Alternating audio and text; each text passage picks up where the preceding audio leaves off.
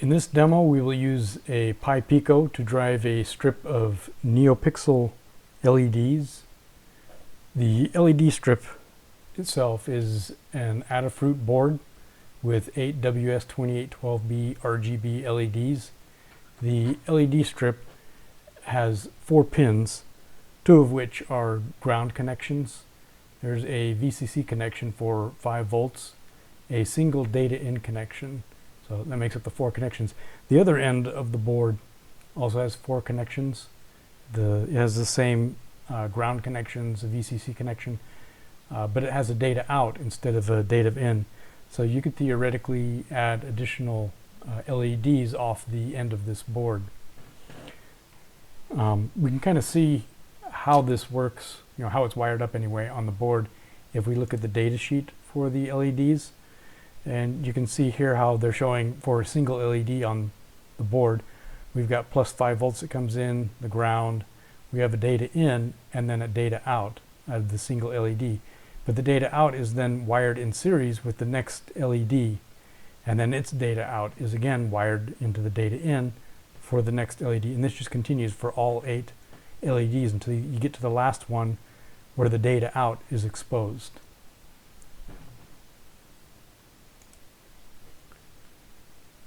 The Pi Pico circuit is the same circuit that was used in previous demos with a reset button, so we can reboot the Pi Pico without removing the USB cable.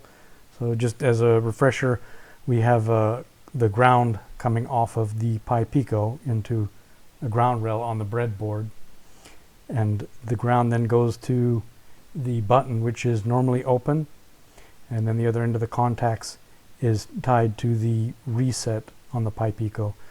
So what this does is when we press that button, it will reset the Pi Pico, and then we can hold down the boot select and then release the reset and then release the boot select and come up in boot mode without having to remove the USB cable from the Pi Pico. The power for the LED strip, it needs 5 volts.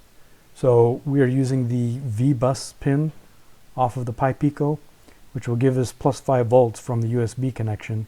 You can see here we're running that just into one of the rails on the breadboard, and then over here on this end you can see where we pull off the 5 volts, and it's connected to the VCC pin on the LED strip. And then of course we need ground, so we're using the same ground rail off of the ground from the Pi Pico to provide a ground to the LED strip. And then we'll be using the SPI 0 interface on the Pi Pico to provide the data stream that controls the LED strip. And so you can see here where we have GP19, which is the transmit line, one of the possible transmit lines for SPI 0 off of the Pi Pico, and that is connected to the data in on the LED strip. And we actually have only one connection from the SPI interface because there's only a data in, so we don't expect any data going into the Pi Pico SPI interface, only data out, so there's only one connection. And just a quick note on the capacitors. You probably noticed that there are some 22 picofarad capacitors connected to the LED strip and also to the SPI transmit line. The purpose of these is to just clean up some ringing and overshoot on the data line as it goes from 0 to 3.3 volts. They have something similar in the diagram in the data sheet. You can see where they actually have a capacitor running from the plus 5 volts to ground. What I'm actually doing is, aside from this, I have a capacitor on the data in 22 picofarad capacitor that goes from data in to ground. Additionally, one that goes from data in to plus 5 volts. And then on the Pi Pico side, I have an additional 22 picofarad capacitor that is going from the transmit line to the Pi Pico ground. And again, this is just to clean up the data signal when it switches, the voltage switches, to keep it from ringing on undershoot and overshoot. For the data stream that goes into the LED strip, you can go back to the data sheet again, and you can see how for each pixel it requires 24 bits of data to set the colors, and they go green, red, and blue, and it's 8 bits per color. So for green, and it starts with most significant bit first, so you will have 8 green bits for the green color, 8 red bits for the red color, and then 8 blue bits for the blue color. So that gives you your RGB. So it's 24 bits for each pixel, so this would be repeated on the data stream for all 8 pixels just to set the colors on each one. So basically what happens is you send all the data into the first pixel. It will pull off the first 24 bits from the data stream, and then it will send the remaining data stream to the next pixel. It will pull off 24 bits and then just continue on until there is no data left. It's kind of interesting the way this works, because since there's only one data line, we don't actually have like a data line and a clock line. We just have a data line. So the clock signal and the data signal are combined into one on the LED strip. So the way they do this is, of course, the clock has to be cycles high and then low for each clock cycle. And then what they do to get the data is they adjust the width of the pulse on the clock to determine whether it's a 0 bit or if it's a 1 bit. So you can see in their diagram here how the width when the clock cycle is high is much shorter than it is when it's a 1 bit. And then of course this means that you have to have your timing set up so that you can get the pulses correctly to produce the data you want. And so the data sheet, it provides the specifications for this. So the time that the clock is high plus the time that the clock is low is 1.25 microseconds plus or minus 600 nanoseconds. So there's a little bit of range there. You have some room. I think the center of this, or in the spec they say it's around 800 megahertz, but I believe it can go as low as 550 kilohertz and as high as 1.5 megahertz. So just depending on what your capabilities are for the signal that's driving it.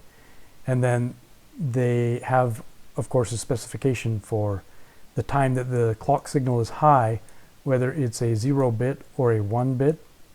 So if you're sending a 0 bit on the clock cycle, it needs to be high for 0.4 microseconds. And then there's a range on it of plus or minus 150 nanoseconds. If you're sending you're transmitting a bit 1, then the clock cycle, when it's high, it needs to stay high for 0.8 microseconds, and again with a range of plus or minus 150 nanoseconds. And then, of course, because you're trying to maintain this time period for the clock, you also have specifications for the low level of the clock signal. So if you're sending a 0 bit, then you want the clock to stay low for 0.85 microseconds plus or minus 150 nanoseconds. And if you're sending a 1 bit, you want the clock signal to be low for 0.45 microseconds plus or minus 150 nanoseconds. And then to start off the data stream, you need to reset the LEDs. And the way you do that is just pulling the data inline low for 50 microseconds or more. And some of these numbers I went through and did a calculation for the ranges. I'll show that it's in the GitHub project where you can see what the actual ranges are here. And just kind of on a side note, if your clock pulses are on the high end, just as an example, if you're trying to send a 0 bit and your clock is at 0.55 microseconds, which would be on the high end of the signal. In my tests, it's been a little bit flaky. The colors will be a little bit glitchy on the LED strip. So it seems like it's better to, when you're forming your signals, to keep these high levels kind of on the low end. Whereas when the clock signal is low, they have specifications as well, but it seems to be more forgiving, even if these times are out of spec. As long as your total clock signal is within spec, then it seems to be more forgiving on these, not as forgiving on the high level on the clock. Of course, anyone who's familiar with the SPI interface, the way it works, and now after seeing the data sheet on how the LED strip works, you're probably wondering how we're going to get the SPI interface to control that signal with varying pulse widths on the clock. So let's kind of go over that a little bit. We're going to trick the signal into doing what we want it to do. And the way that's going to happen, we'll just kind of go through this step by step. So if we take the SPI interface, and just as an example, if we were going to transmit a byte with alternating bits, the signal coming out of the SPI would look like this square wave, where the voltage would go high for a 1, low for 0, high for a 1, low for 0. It would continue this for the entire byte of data for each bit in the byte. So if we assume we set the baud rate for the SPI interface to 8 megabits per second, then that would mean, while it's not drawn here, the clock rate needed to clock each of these bits on the SPI interface would be 8 megahertz. And so if the clock signal is 8 megahertz, we can figure out the period by just doing 1 over 8 megahertz, and that will give us 0.125 microseconds, a 0.125 microsecond period for the clock. And that means that the width of each of these pulses is 0.125 microseconds. Now, with that in mind, here's where the trick comes in. What we can do is, rather than try to use the SPI interface to send individual bits, we're going to use the bytes on the SPI to form our clock structure. So the actual signal that we'll use for each clock cycle, we will use a full byte on the SPI. So what that means, if we are going to send we wanted to send a 0 bit to the LED strip, then we would send a byte on the SPI interface with the first 2 bits set and the remaining 6 bits at 0. And since we now know that for each bit we have 0.125 microseconds, we can just multiply by 2 because we've got 2 bits set here. We know that the width of this is going to be 0.25 microseconds. And then same thing, 6 times 0.125 for the 6 low bits. That will come out to 0.75 microseconds. And then for the total period, you add them all together, it's 1 microsecond. The period of this clock signal that we are forming is 1 microsecond, which comes out to 1 megahertz. And just to continue on, so this is a 0 bit that we will be sending out on the LED, and then we do the same thing for the 1 bit. To send a 1 bit, again, we use a full byte on the SPI interface that's running at 8 megabits per second, but instead we put 6 bits high and 2 bits low. And so that's how we form the clock cycle for an LED data bit 1. And so in this case, the calculations, they just work out the same. The signal is high for 0.75 microseconds, and the signal is low for 0.25 seconds. And it's the same as the other clock cycle for the LED data 0. The period is 1 microsecond and 1 megahertz per second. Okay, so let's get into some code. So I'm Still on the same development environment. This is a Fedora 37 workstation. I got all my tools installed, and I'm in the same working directory. I already have the Pico SDK. So let's go ahead and start. We know that we're going to need our Pico, if I can type, SDK path, our home, embedded, Pico SDK. So it's just so we have the environment variable, so we know where the Pico SDK is located at. And then we'll go ahead and clone the GitHub project that already has everything ready to go for us. It's Pi Pico C NeoPixel.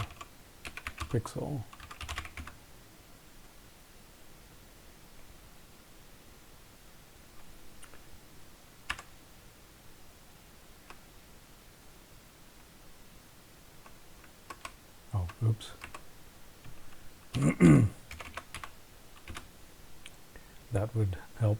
Okay, so we now have our source code. Oops, that's not what we want. Pi Pico C NeoPixel. Okay, so we already have the project, and let's go ahead and just review the files we have in there. So we'll start off with the CMake file. This is just to set up our build environment using CMake. Just setting a required minimum version of CMake on the system. Here we're setting a CMake variable, Pico SDK path, and just loading into it the same value that we already have in the environment variable. And then we're using that here where we need to import the CMake file from the Pico SDK, and we do that by using the variable Pico SDK and then external, the path to it external, Pico SDK import CMake. This will import that CMake file into our project. And we go ahead and name our project NeoPixel. We set the version of C standard and C++ standard we want to use. We initialize, this is a macro in this CMake file we just loaded. We run the Pico SDK initialization, and we add our executable, which is the NeoPixel C source code for our project, and then link the libraries that we're going to link for our project. And this is just the standard Pico library. We're going to be using multicore, so we need the multicore library. And then we're using the SPI interface, so we need the hardware SPI library, and then specifying the extra output of our project that will produce the firmware file that we can upload to the device, to the Pi Pico. Next, let's take a look at the header file before the source code. So you got some includes in here for some methods that we're going to use, and then of course the Pico standard library, the multicore library, and then the two cores are going to be sharing access of the memory that contains the LED colors that we're transmitting. And so we need to use a mutex to make sure that only one core is accessing the memory at a time. And so we're going to use a mutex and lock access to that memory until the core is finished with it. Then it'll release it, and then the other core can access it. Then of course we need the headers for the SPI interface. Defining a variable here that we're going to use to set the clock speed of the Pi Pico. This is kind of important just because we're going to set a baud rate, and we need to make sure that we have a clock rate on the Pi Pico that will support the baud rate that we're going to specify for the SPI interface. And then for the pins on the SPI interface, we just define some variables that we will use in the code for the different GPIO pins that are going to be assigned to the SPI interface. And of course we're only doing output, so theoretically we only use this pin, but we go ahead and we'll define all the pins that are needed to initialize that SPI interface. Here we just set a variable where we're going to use a baud rate of 8 megabits per second.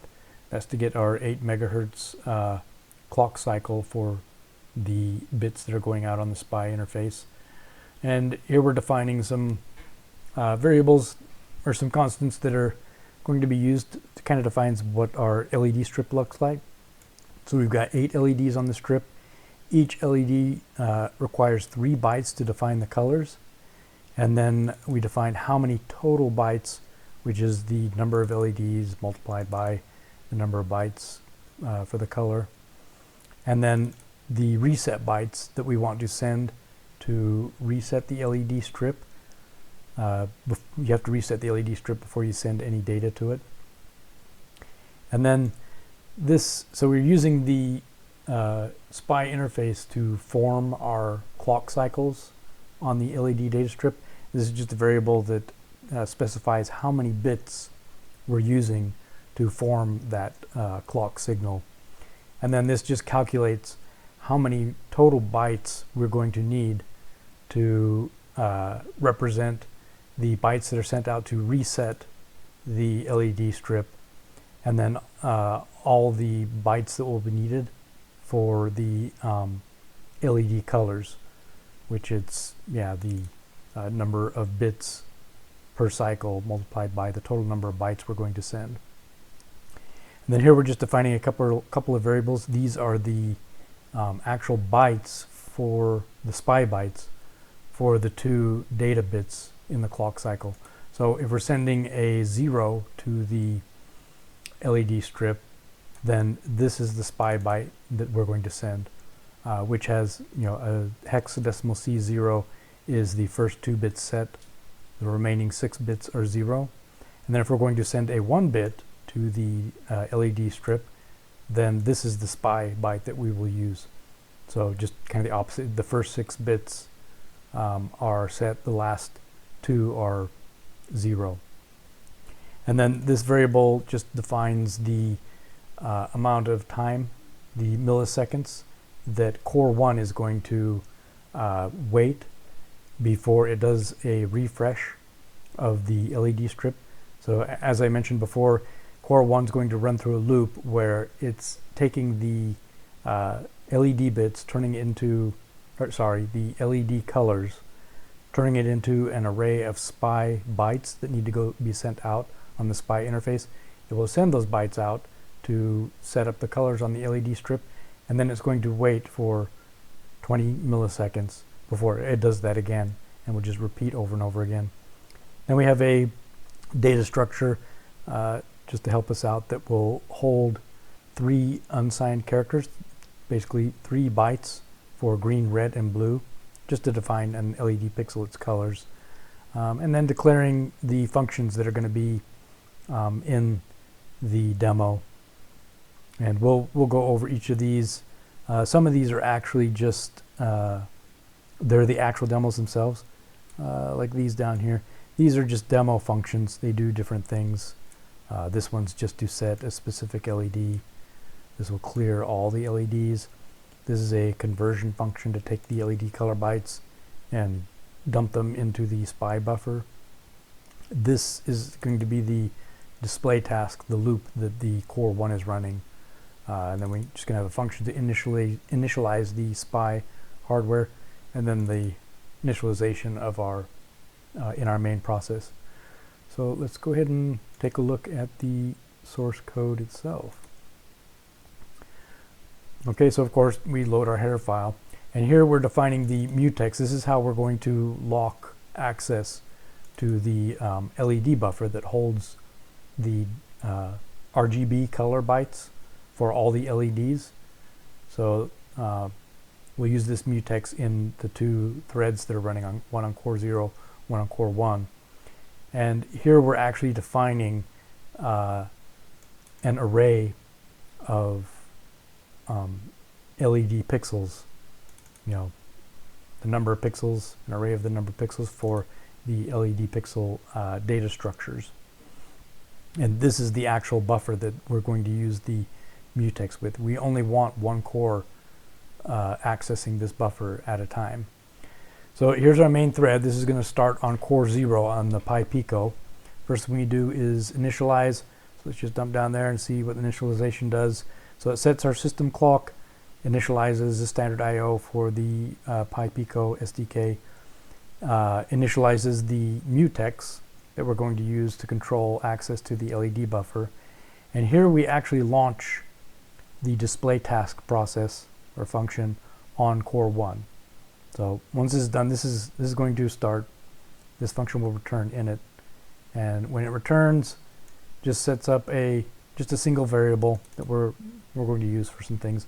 It's a single LED color structure with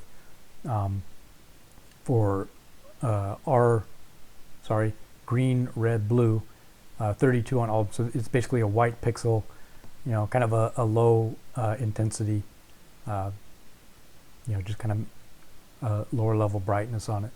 And then we're going to just loop infinitely. So core 0 is just going to run through this loop forever.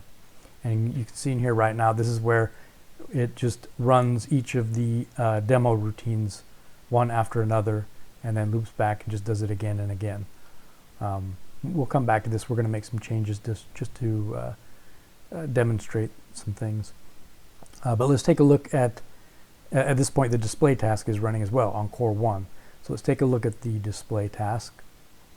So in here, we set up a data structure for our SPI 0 interface. We define our SPI buffer that will hold the data that's going to be sent out on the SPI interface. And then just a buffer offset. This is going to be used while we're setting up the contents of the SPI buffer. Then first thing it does after that, declaring those variables, is initialize the SPI interface. You see that function up here. Basically, it sets the baud rate on using our SPI interface structure, sets the format of SPI 0 to, it's going to be sending 8 bits, polarity of 1, phase of 1, and with the most significant bit first. And then we set up the GPIO lines. So set the function for the clock, the output and the input lines using the constants that we defined in the header file. And then this will return, and then the display task goes into an infinite loop. So you're just going to run this over and over again. First thing it does when it's in this loop is clears out the SPI buffer, just sets zeros in the buffer, and then it's going to start accessing the LED buffer. So first thing it needs to do is request blocking access to that mutex. So if the main thread has access, this will block and it will wait at this point until this mutex is free. So once it's free, it will gain blocking access to the mutex and then start to run this code. So in this code, you can see we're looping through each of the LEDs, define the offset into the buffer depending on which LED we are processing, and then we're going to, for each of the colors, we call this method to take the colors from the LED at this point, that particular LED we're working on. We'll take the green byte and send the offset SPI buffer to this function that's going to load the SPI buffer. So if we go take a look at that, you can see same thing, it's a loop. It's going to loop based on the number of bits that we've defined per clock cycle, which we set it to 8, is doing a full byte. And then it's loading the SPI buffer at the buffer offset that we specified, and then it's going to set the byte in the buffer based on what bit or the bit value in this color byte that we gave it, which in this case the first one is green. So the green color byte is going to check it's going to AND it with 0x80, which will check the most significant bit of the color byte, and if the bit is 1, it's going to set the SPI buffer at this location to the T1 byte. If it's 0, then it's going to set this SPI buffer location to the T0 byte, and then it shifts the color byte, shifts it over 1 just to get the bits to move to the most significant position, and then just does it again. So it's going to do this for all 8 bits of the color byte to set up 8 bytes in the SPI buffer. And each time it's incrementing the buffer and then when it's finished, it just returns the new buffer offset. So that means we come back up here and you can see where, in here we're setting the buffer offset to the value that is returned, and then we do the next color. So this just repeats for all 3 colors. So this is just populating the SPI buffer at that buffer offset with the bytes for the 3 colors of this particular LED it's looking at. Then it releases the mutex. So after it's gone through all the LEDs, it's basically populated the SPI buffer. It doesn't need to access the LED buffer anymore. So it releases the mutex to allow the other thread to have access to it. And then, this may not be necessary, but we're just doing this as we normally would with the SPI interface. It sets the chip select for the SPI interface, even though it's not connected to anything, but that's fine. And then it does a write. Does a write to SPI 0, the contents of the SPI buffer, the number of bytes in the SPI buffer. And when that's complete, then it toggles the chip select back. It sleeps for the refresh milliseconds we specified, and then it will come back up and start over again. So all this is doing is just taking the contents of the LEDs buffer, dumping it into the SPI buffer, and then sending the SPI buffer out over the SPI interface, just over and over and over. So let's go ahead. We're going to change this. We don't actually want to run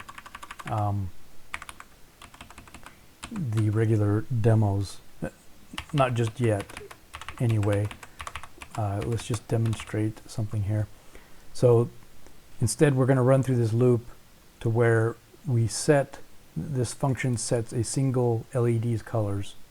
So it's going to set LED 0 with the values in LED colors, which we already defined up here, which is going to be 32 green, 32 red, and 32 blue. So let's save that. And then let's go ahead and create everything. So we need to create our build directory, go into our build directory, and then run cmake to put together our build environment. And now we can just say make. So this will go through and compile everything from the SDK and then our source code to create the firmware that we need to upload to the Pi Pico. And there we go, it's finished. So we now have our NeoPixel, we'll just do LS. So there it is, it's ready to go. This is the actual firmware that needs to be uploaded to the Pi Pico. So if we reset Pi Pico, hold down boot select, release reset, release boot select, we are now mounted. So I should now have the Pi Pico mounted at run media, my username, and there it is. So all we have to do is copy our NeoPixel firmware into that location. Oops. And done. Okay, so we can see now it's running that loop, and there's our white color LED, just 32, 32, 32, being sent to the 0 LED on the strip, and nothing else is changing, just that one. Let's go ahead and look at the data signal that we have. Where are we? There we go. So this is the first 8 bits on the data line going to the LED strip. So you can see 1, 2, 3, 4, 5, 6, 7, 8. So 8 clock cycles.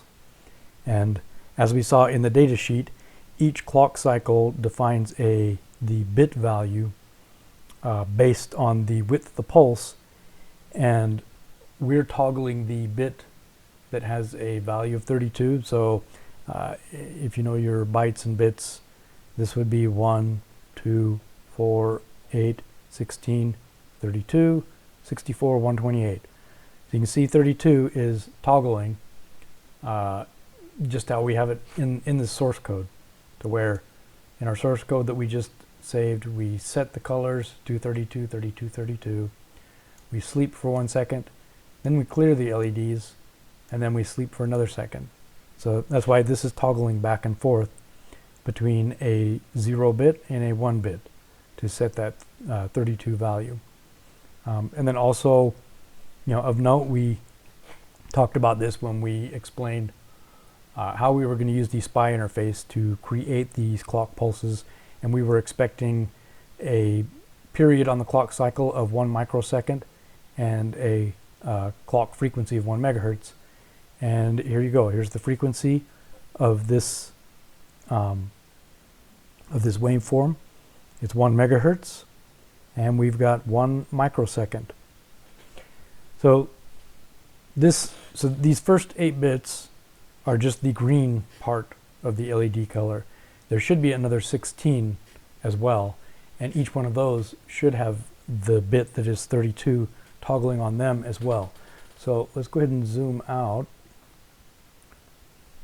on our signal and see if we can pick that up. So there you go. So this is showing more than the 0 LED. So we've got green, red, blue bytes, and then we've got the next LED here, which is not changing because we did not set a value there.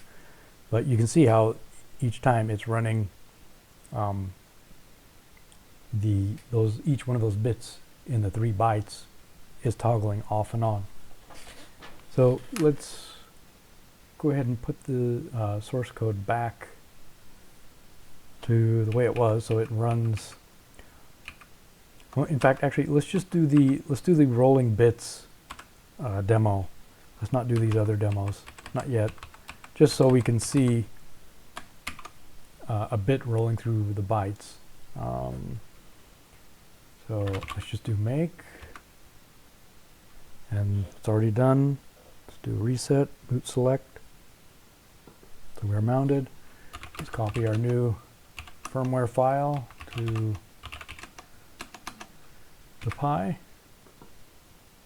and there we go. So in this demo, you can see the 0 LED. It's cycling, well, maybe you can see it. It's cycling the green color. In the next LED, it's cycling the red color. Next one is cycling the blue color. So you can see here, actually let's go ahead and zoom in on this a bit. So you can see this first byte is the green byte on the 0 LED, and you can see the bit is just rolling through the byte as it increases the intensity of that LED. And so if we scroll over here, we should be able to see that happening. There we go, on the other LED for the red byte. Now it's kind of hard to see exactly where it is because you have to count each one of the bits. But at some point in here, this is probably the green LED for the green color for the second LED, and this is the red byte. So you can see it's scrolling the bit through the red byte to increase intensity, and then you can see, almost doesn't show up too well on the camera, but you can see the red LED increase in intensity as that bit rolls. And then let's go ahead and zoom out a little bit further. So we have, and I'm not going to be able to see the whole thing just due to the resolution of the scope. But you can see there are a lot of bits. So 24 bits per pixel. So they're all scrunched together there. Can't quite see them all. But it'll just doing this over and over. Here, let's see if we can see more than one.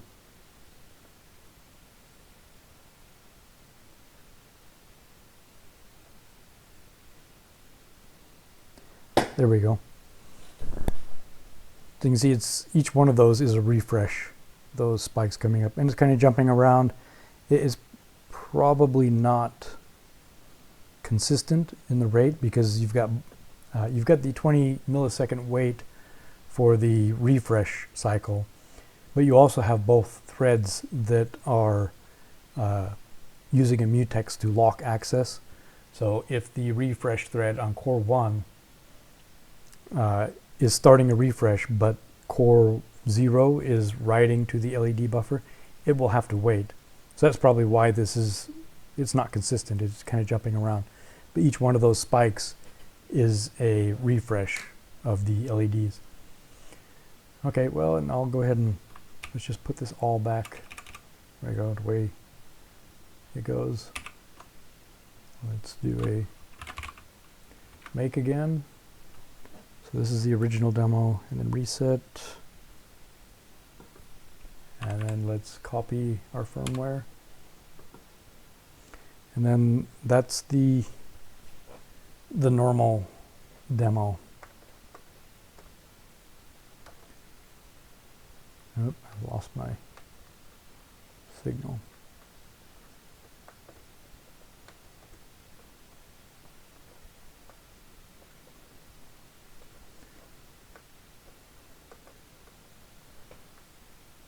Let's just get to where we can see something happening. There we go. So you can see some activity. So basically the demos, they'll run through a rolling bit demo. Actually, you can't see that because let me just scroll this up. There we go. So first it runs through a rolling bit demo, then the electric rain demo, the Cylon demo, randomized colors demo, and then back again. So right now it's on the Cylon demo. You see it scrolling back and forth, and then that will run for a certain amount of time. Now it's just doing random colors. They just blink off and on, and then when that's done, it will go back to the rolling bits eventually. So the amount of time that each demo runs is randomized. So it might be a short period of time, it might be a long period of time. There we go. So now it's rolling bits. And that's basically what the demo is. It will just continually run through all those all the demo code. And that's it. I'll provide a link in the description of the video to the GitHub project, so you can download it and experiment with it, play with the code, do what you want, and have fun.